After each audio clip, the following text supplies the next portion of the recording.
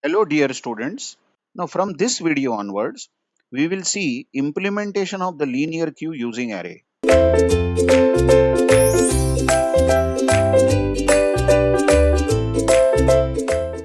In the previous video, we started the topic linear queue using array. And we got introduced to how you use array and two counters front and rear to create a linear queue. Now from this video onwards, we will see implementation of the linear queue using array. How do you declare a queue that can be created using an array has been shown here. You declare a structure called queue, and as you know, structure is collection of many things. Then we have declared one array of fixed size. You can see size is a constant over here, and the value of size is 5. So size of this array is 5, and it is an integer array, and two integer counters, front and rear. So you can think of a box. This is a structure which has an array of size 5. So indexes are 0 to 4 and two counters, front and rear. So simple. This is the way how you declare a structure to create a queue. Now, two major operations, as you all know, on the queue is insert and delete.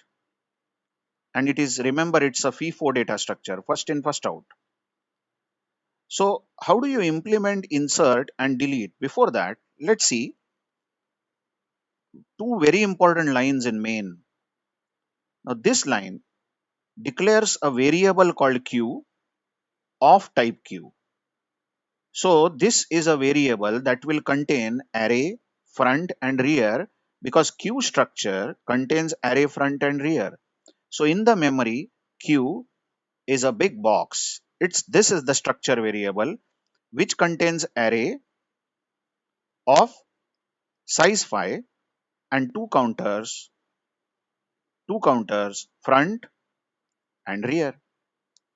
Now just observe, we have declared a variable called queue, and this is going to act as first in, first out data structure. But what if you want one more queue in the same program? No problem. You can declare one more variable separating with comma, and maybe you can say new variable is W. So how do you describe W? W is also a queue, isn't it? So in the memory, there will be one more box W, which is a structure, and this will also contain array, front and rear. This is the way you can declare as many queues as you need. And each of them, Q or W, is of type structure queue. Now this queue will store its own values and updating front and rear. And this QW will store its own values. Maybe we are storing 100, 200 in this, some other values, and it will update its own front and rear. So it's so easy to create as many queues as you want. But in this example, in this program, we have built only one queue, as we just want to demonstrate what are the main operations on the queue. So we are handling only one queue. So coming back to the picture, this queue is a structure variable which has array of size 5, 0 to 4 and two counters, front, correct, and rear. Now observe, this queue is empty. What do you say? Absolutely no values have been stored in this queue. In such situation, front and rear must be -1. By making them -1, what we are telling is that even 0th place is not filled. So front and rear are even before the 0th place. They are -1. That has been done on the next line. Q dot front and Q dot rear both have been made -1. And then we write a menu driven program using do while loop and switch statement. And you can see that we have options like insert, delete, display, destroy, exit. And we ask the user to enter the choice. Let us say that the user enters choice as 1. In that case 1 becomes true. And case 1 is for inserting a new value in the queue. So what we will do is we'll ask the user to enter the value that the user wants to insert. Let's say that user gives the value as let's say 10. So we are interested in inserting a new value 10 in our empty queue. Remember, the queue is empty at the moment because front and rear are -1. And here is the call to insert. As usual, I think this is in the series of stacks and queues. This is the fifth program that we are learning. We have learned stack using linked list, stack using array we have learned. Then we have learned linear queue using linked list, circular queue using linked list. We are quite used to passing the address of the queue, isn't it, to the insert function, and then we are passing the value that we want to insert. The value we want to insert is x, that is 10. Okay, let's come to insert function. Here is the insert function. Obviously we are passing address of the queue, so address of the queue will go in the parameter p, isn't it? Let's see. Here is the address of the queue getting passed and it gets copied in p. So we have a queue which is a structure variable and it has array of fixed size 0 to 4 and two counters, front and rear. And remember, both are -1. We did that in main, isn't it? Indexes as I am drawing 0 to 4. So we are interested in inserting 10 in this queue, and p is a pointer which stores address of the queue. So here is the pointer p which points to queue because it stores address of this whole box. Now I have a look at this insert function. First things first, we check for overflow. Now when is the queue overflown? Is when rear is equal to size -1. Remember, size is 5, defined in hash define constant. 5 minus 1 is 4.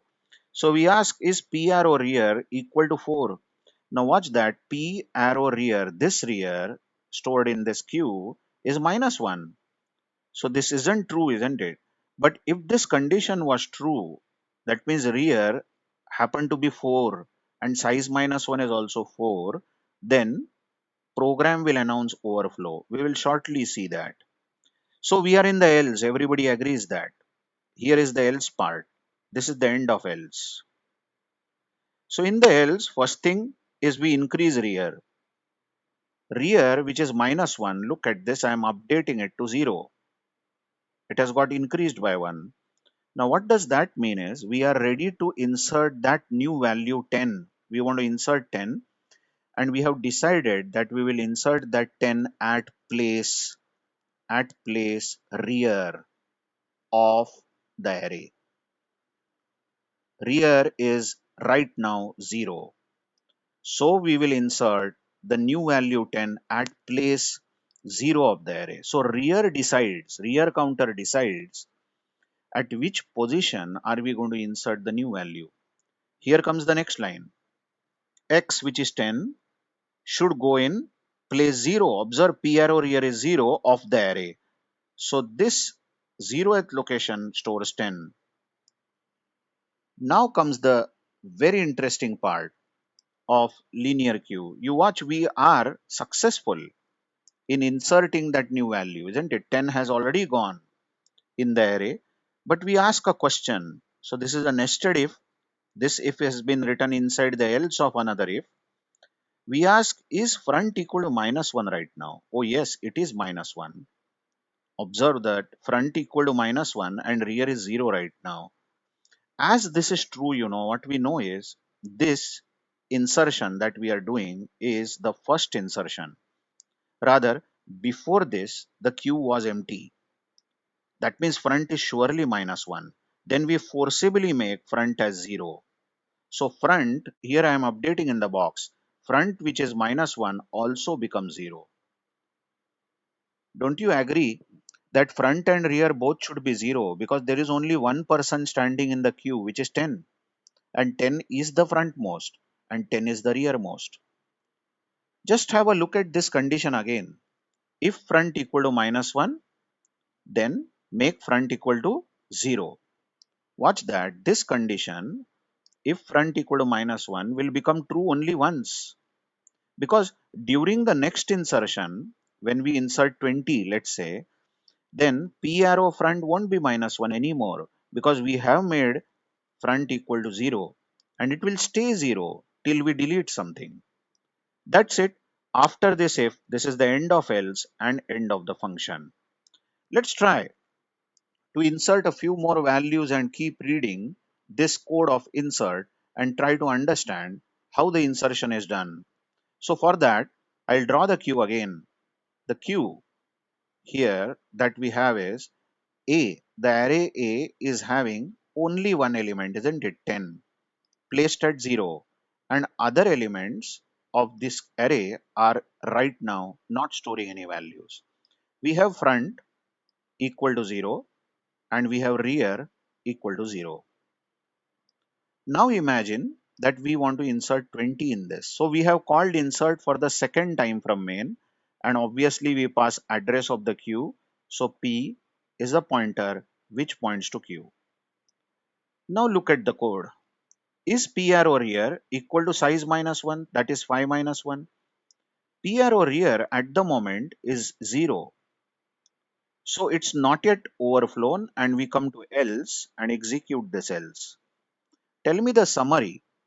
We want 20 to go in the queue, correct? And what is the place for 20? Of course, 20 will stand behind 10. That means in the else, we are simply increasing rear by 1. Watch that, rear which is 0 is now 1. So rear is 1 means that the new value 20 will now go and stand at first place of the array. So array, next line you see, array first place, because P arrow rear is 1 should become 20. Hence 20 is stored at the specified place shown. And now check that last if, which is nested if written in the else. This if which I am underlining, this if is surely false. Front is not minus 1. In fact, front is 0. So there won't be any change made to the front counter, and that ends the insert function. You just tell me, aren't two values there in the queue, 10 and 20? And watch, front is 0 has to be because 10 is the frontmost. This person went in first in the queue, and rear is 1 has to be because 20 went last in the queue. At the moment, the queue is 10, 20.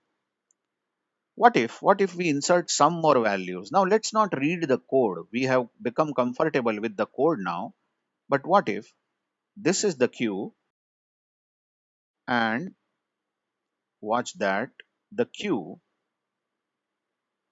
has these values stored: 10, 20, 30, 40, 50. That means we have called this insert function 5 times.